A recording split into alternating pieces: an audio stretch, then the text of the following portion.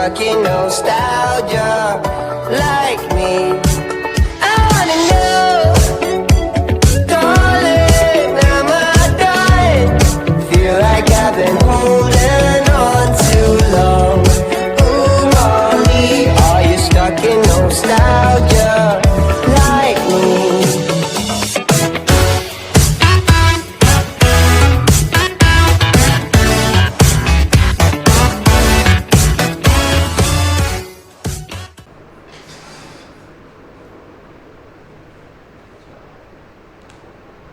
Shell और वो कर ली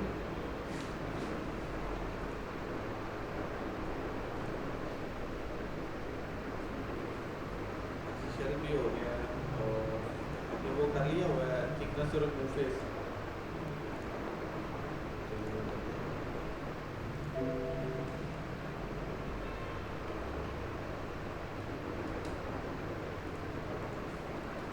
इसको हम कर लेते थे पेपर भी ऐसे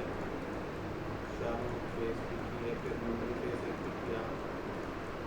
और इसको डिग्री दे दी 25 डिग्री के बाद हमने इसको अगर शेल्फ लगानी हो तो ये स्टडी कर दी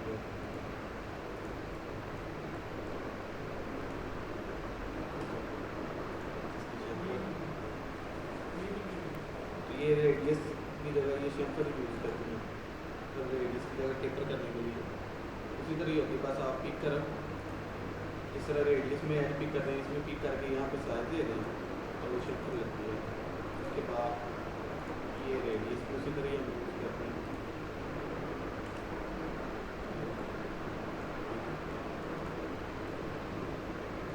इसको शेल भी किया है इसको हम दे देते हैं 2.5 mm थिकनेस यहाँ 5 mm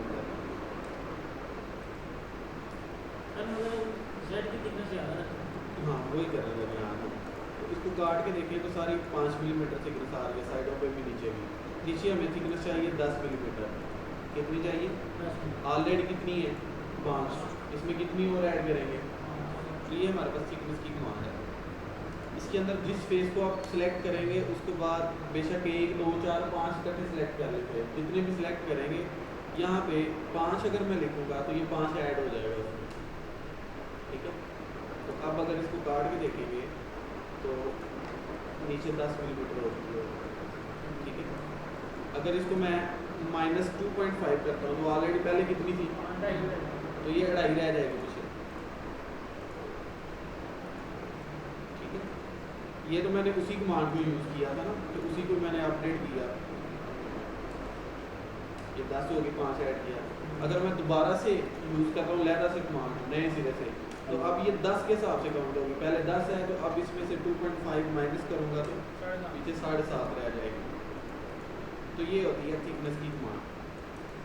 ठीक है इसके बाद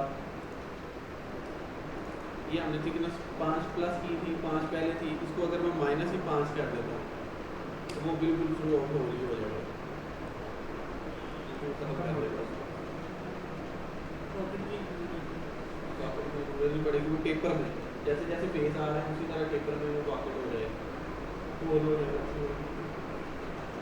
ये है थिकनेस की कमांड किसी एक फेस को आप थिकनेस ज़्यादा या कम करना चाह रहे हैं जैसे ये एक फेस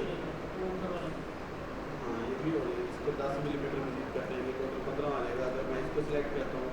तो इसको 25 मिलीमीटर ऐड करता हूँ मजीद ये 25 मिलीमीटर जिस तरह नीचे से आ रहा है उसी तरह ही आगे पड़ेगा ये नहीं है वो सीधा ऊपर की तरफ पड़ेगा ठीक है हाँ पैड की तरह नहीं होगा जो फेस की आपस में आ रही है वो चीज़ है अब ये देखें अंदर से मैंने हल कर लिया बाहर ये शैम्पर लगाई थी अंदर मुझे ये शैम्पर ऐसे ही चाहिए इसी टाइप की लेकिन ये बाहर वाली नहीं चाहिए बाहर वाली अगर मैं बाहर वाली शैम्पर डिलीट करता हूँ तो अंदर वाली खत्म हो जाती है क्यों ये उसके साथ लिंक थी उसके साथ लिंक तो इस तरह का काम करते हुए या बाद दफ़ा ऐसा होता है कि हम काम कर रहे होते हैं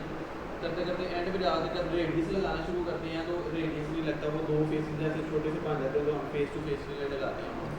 लेकिन बाद दफ़ा ऐसा होता है कि वो 2 फेस इकट्ठे एंड तक पूरे नहीं होते सेंटर में छोटा सा एक एरिया आ जाता है थोड़ा सा वो फेस टू फेस फिलर भी नहीं लगाना होता उसके लिए हम यूज़ करते हैं फिर रिमूव फेस की कमांड वो एरिया ही खत्म कर देते हैं रिमूव फेस क्या करता है साइडों वाले दोनों फेस को आगे बढ़ा के आपस में मैच कर देगा सेंटर वाले एरिया खत्म कर देगा जैसे कि अभी हमने सिर्फ ये बाहर वाला कारण ख़त्म करना है, अंदर नहीं ख़त्म करना है, उसके लिए हम ये रिमूव फेस की कमांड यूज़ करेंगे। ये फेस सेलेक्ट किया, ओके करें, ये ख़त्म हो जाएगा, अंदर वाला वहीं पे रहेगा। इसको और इस फेस को उसने आगे बढ़ा के मैच करवा के जैसे पहले था। हाँ जैसे पहले था, या इस तरह ये देखें, इसको मैं ख़त्म करता हूँ, ये भी ख़त्म हो जाएगा, लेकिन अंदर वाला ख़त्म नहीं होगा। अगर मैं वैसे उसको डिलीट करता फेस को तो अंदर वाला डिलीट होता, क्योंकि वो उसके साथ लिंक है। अगर बाहर रेडियस लगाना है तो लग जाएगा। हाँ रेडियस आप लगाना चाहते हैं तो लग जाएगा इसके ऊपर। ये अंदर शेफर आ गई, बाहर रेडियस आ गई, ठीक है। ये रिमूव फेस और किक फेस की अभी तो आपको ये इतनी पावरफुल कमांड नहीं लगी, लेकिन ये प्रैक्टिकली फील्ड में बहुत ज़्यादा पावरफुल कमांड है कि दूसरे सॉफ्टवेयर में ना होने की वजह से ये छोटे छोटे काम बड़ा टाइम ले जाते हैं करने में, इसलिए बड़े झटके में हो जाते हैं। अब हमने होल की कमांड स्टडी की हुई है, होल लगाना सीखे थे हमने,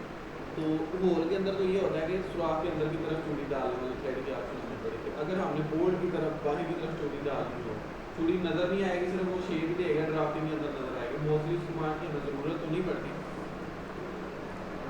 लेकिन मैं करवा देता हूँ आपको, क्योंकि ये है कि इसके अंदर हमें बोल्ट वैसे ही बने बना मिल जाता है। 16 मिलीमीटर में ये साइज रखता हूँ इसका, पैड किया इसको 4 मिलीमीटर। अब इस साइड पे चुड़ी आनी और इधर से शुरू होगी, जाहिर ऐसे ही है। तो ये टैप की कमांड है, थ्रेड टैप। तो लिटरल फेस वो होता है जिसके ऊपर चुड़ी आती है, लिमिट फेस वो होता है जिधर से चुड़ी शुरू होनी है। तो यहाँ पे हमने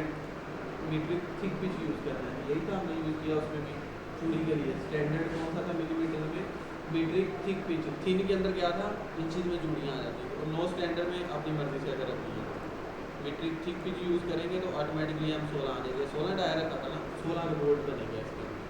तो गहराई कितनी रखनी है चूड़ी की, वो 40 मिलीमीटर कर लेते हैं। तो ये 40 मिलीमीटर तक यहाँ से लेगी चूड़ी, लेकिन ये चूड़ी नज़र नहीं आएगी चूड़ी। ये जब हम ड्राफ्टिंग करेंगे वहाँ पे इधर बताएगा कि यहाँ पर चूड़ी डालती है। तो ये कैट की कमांड थी।